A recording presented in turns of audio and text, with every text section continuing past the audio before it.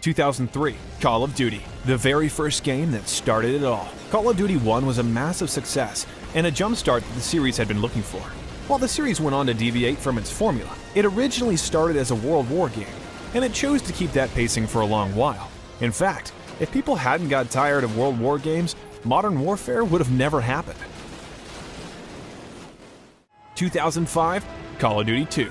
Call of Duty 2 was the long-awaited sequel that everyone wanted at the time, and what a game it was. The one thing that separated it from the competition was the amazing cast of voice actors that made this game a staple in the industry. The cast, in fact, was almost the same actors from Band of Brothers, another World War franchise which was popular at the time.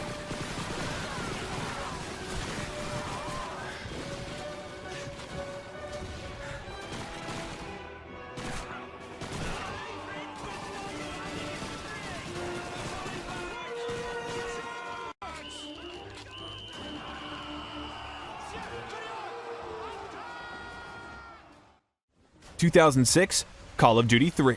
Call of Duty 3 was one of the most fantastic additions to the franchise, and the fact that it was made only in 3 months is a testament to Treyarch's ability as game developers. However, when it came to publishing the game, Activision did make a very weird creative decision.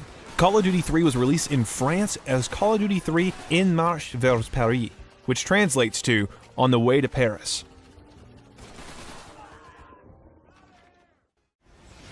Call of Duty 4, Modern Warfare. Modern Warfare was the most revolutionary title in Call of Duty history. It brought the franchise out of the 1940s into the 2010s, and made Modern Warfare its central theme. Call of Duty Modern Warfare was meant to be a visceral and adult experience. As such, it is the first Call of Duty to be rated M by the Entertainment Software Ratings Board. All previous titles were rated T.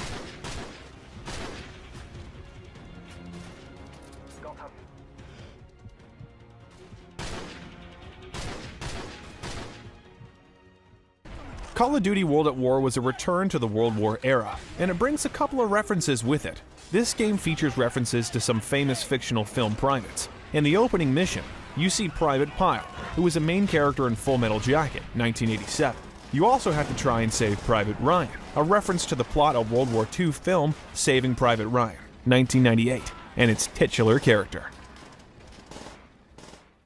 2009, Call of Duty Modern Warfare 2. Call of Duty Modern Warfare 2 was the perfect example of where the franchise wanted to go next though, as it was by far the most realistic and advanced game in the franchise. Not only that, despite its urban combat setting, it was the most grandiose game in the franchise till date. This was the first game to bring the legendary Hans Zimmer to create a video game soundtrack. 2010, Call of Duty Black Ops. Black Ops was the first time the series was exploring uncharted territories. However, their experimentation paid off as within 24 hours of going on sale, Call of Duty Black Ops sold more than 5.6 million copies in the US and UK, breaking the record set by its predecessor, Call of Duty Modern Warfare 2, 2009, and making it the largest entertainment launch in history. 2011, Call of Duty Modern Warfare 3.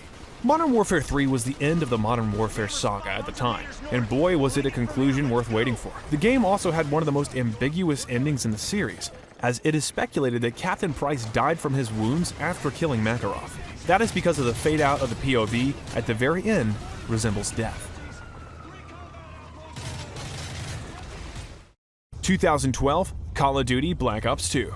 While Black Ops 2 was a phenomenal, absolute record-breaking game, there was one thing that they did mess up, and it was something that eventually ended up costing them too. The character Manuel Noriega is actually a real person.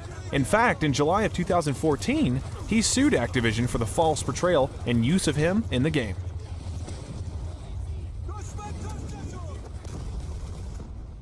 2013, Call of Duty Ghosts.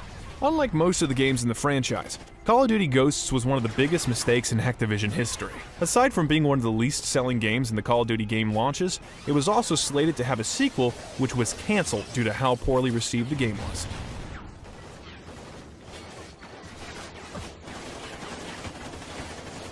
In 2014, Call of Duty Advanced Warfare. Most of the time, video games hire popular actors for their faces and then get a voice actor to do the work for the game. However, Advanced Warfare took the heavy route. Almost every single-player character's physical appearance is based on their real-life voice actor, making it some of the most authentic acting in gaming. –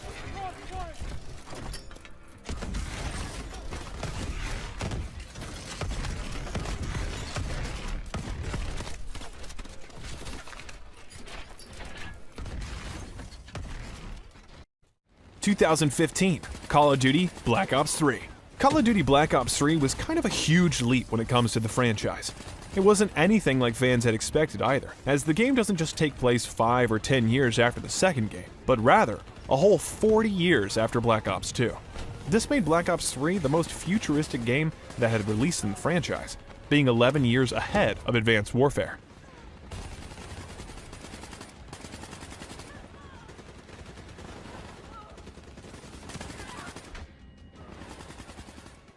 2016, Call of Duty Infinite Warfare. Call of Duty Infinite Warfare was the franchise's highest reach when it comes to the science fiction route they were taking. Unfortunately, it did not resonate well with fans, and it saw massive criticism. The funny thing is, the hate started even before the game released. The trailer for the game reached 2 million dislikes on YouTube, making it the second most disliked video ever. 2017, Call of Duty World War II. Call of Duty World War II was the perfect return to form this series could have gotten. And yet, it kept things refreshing by adding in sections you wouldn't have seen before. There was a stealth section and a section where you could play as a female character. This made it the second Call of Duty game with a playable female heroine.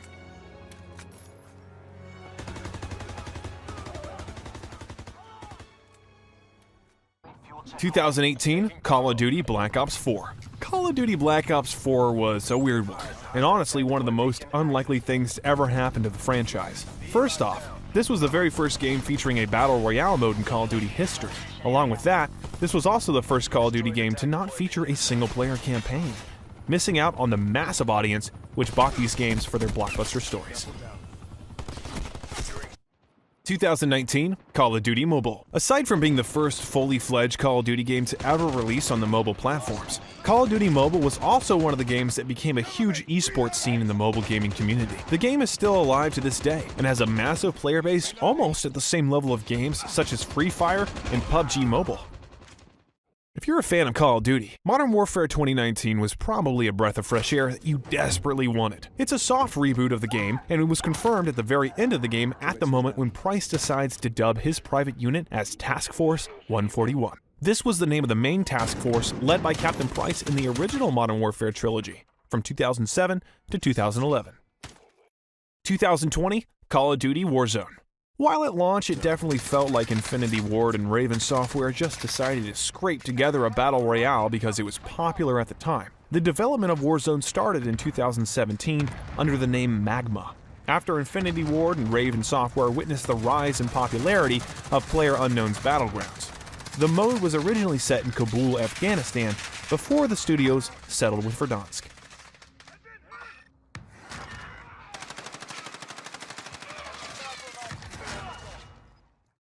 2020, Call of Duty Black Ops Cold War.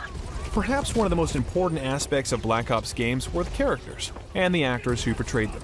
The biggest hit to Black Ops Cold War was that James C. Burns and Sam Worthington did not return to reprise the characters Frank Woods and Alex Mason, respectively. When asked why he didn't return, Burns said that Activision never asked him. As for Worthington, it was simply because he was busy with Avatar 2, which is slated to release this year.